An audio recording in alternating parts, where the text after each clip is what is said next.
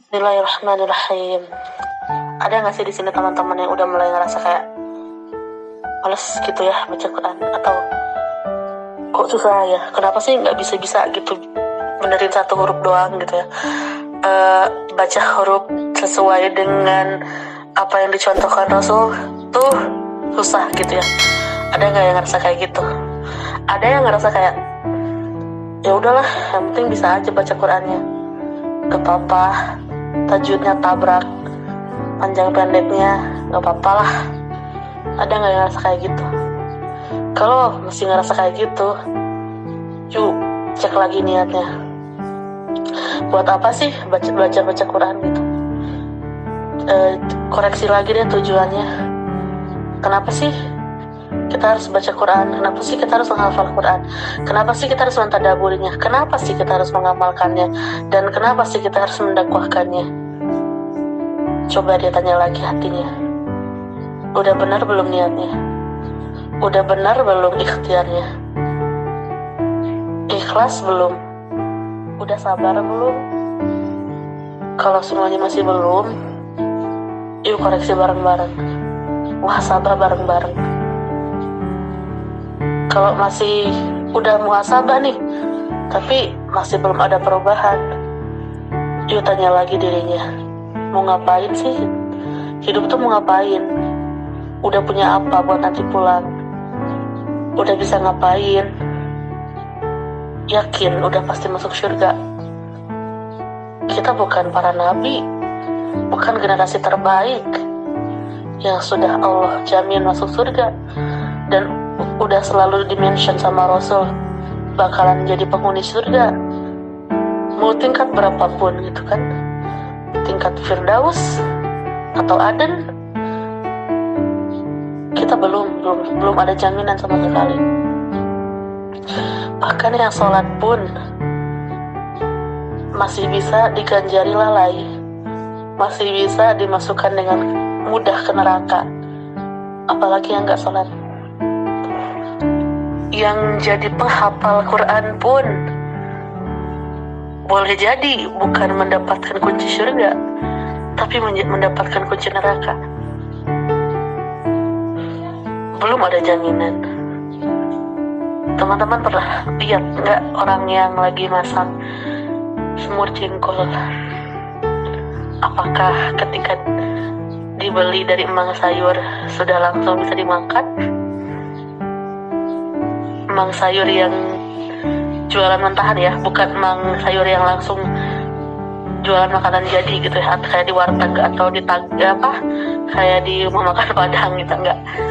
Ini emang sayur yang keliling, yang cuman bawa mentahan cabai, bawang kayak gitu. Untuk mendapatkan untuk mendapatkan rasa makanan dari jengkol itu enak, berbagai macam cara dilakukan, mulai dari dicuci dulu gitu ya, dicuci sampai bersih, terus direbus pun nggak cuma air, jengkol, panci sama api, enggak, tapi direbus itu dia ada yang menggunakan kopi biar nggak terlalu bau katanya tuh, ada yang menggunakan daun-daunan yang biar nggak terlalu bau dan agak wangi gitu kan, banyak caranya. Dan direbus pun nggak cuma sekadar 5 menit 10 menit, bisa sampai bermenit-menit gitu ya, mungkin 20 menitan lebih gitu kan. Terus udah matang setelah direbus, apakah bisa langsung dimakan? Oh, tentu bisa, tapi pasti tidak enak karena tidak ada rasanya gitu ya, hambar gitu. Setelah itu diapakan? Setelah itu biar jengkolnya pas dimasak enak, meresap, jengkol itu dipukul-pukul dulu. Biar apa? Biar meresap, biar rata. Dipukul-pukul sampai yang tadinya mungkin nggak rata jadi rata, yang tadinya mungkin agak mengembung jadi tipis gitu kan. Tujuannya apa tadi? Biar hasil akhirnya bagus gitu kan. Udah matang direbus ya kan, nggak dicuci dulu, digosok-gosok gitu kan, udah gitu direbus, habis direbus dipukul-pukul gitu kan. Coba bayangkan jadi jengkol sepertinya menderita. Udah gitu digoreng kan cuman minyak dan jengkolnya aja sama bumbu-bumbu. Udah mah tadi digosok-gosok pakai cuci, terus direbus, terus dipukul-pukul. Sekarang harus berusaha melebur gitu kan, berusaha dileburkan dengan bumbu-bumbu gitu kan. Udah gitu kena api lagi gitu kan. Seberapa menderitanya si jengkol. Tapi yang kita cari bukan itu gitu, tapi oh iya, biar jadi masakan enak, biar jadi semur jengkol yang luar biasa gitu kan. Prosesnya ternyata panjang gitu kan. Hal yang harus dilewati juga panjang gitu.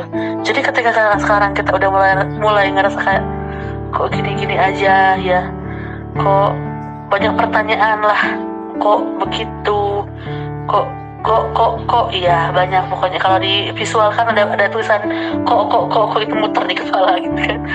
Nah, kalau sekarang misalnya masih ngerasa kayak gitu, yuk perbaiki bareng-bareng, cari masalahnya di mana, koreksi bareng-bareng. Kan kita judulnya konsul ya, konsultasi. Silahkan ngobrol, silahkan bercerita masalahnya di mana gitu, bukan untuk mencari dan membongkar aib gitu, karena yang kita cari adalah solusi dari permasalahan gitu kan. Gitu. Jadi semangat teman-teman buat yang masih, kita semua mungkin masih kepayahan, mulai dari payah membagi waktu, payah belajar, payah mencerna, payah menghafal, payah setoran, payah yang mengoreksi, semuanya kita semua masih payah gitu ya. Tapi balik lagi gitu, kepayahan kita itu ya jadi semangat buat kita semakin baik gitu harusnya. Begitu teman-teman, semoga semakin semangat. Terima kasih.